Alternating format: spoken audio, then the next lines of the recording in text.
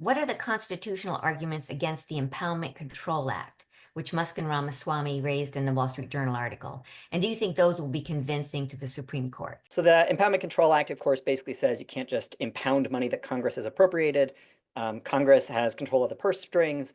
There is a kind of a novel constitutional claim that is being generated by folk in the conservative legal movement to sort of say the Impoundment Control Act infringes on the president's executive power.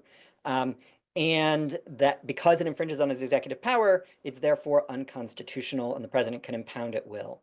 I think there are like two big problems with this. The first is it's not clear to me that Musk and Ramaswamy, as a practical matter, actually want to impound any meaningful amount of money. You can impound money going to like some international organizations. Fine, right? They mentioned that in their op-ed, but it's trivial. It's chump change. Impounding real money will require you impounding money for like Medicare and Social Security. And they don't have, I think, the appetite or the political support to do that.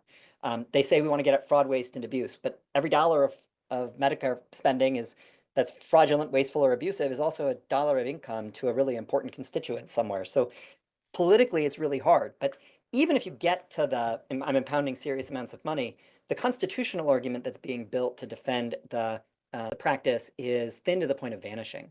As an historical matter, there is no support for the notion that the president can simply ignore a command from Congress that the president must spend money. There's practices of presidents exercising discretion that Congress has given them, like to not spend money when they've had that discretion to choose or not to spend or not to spend.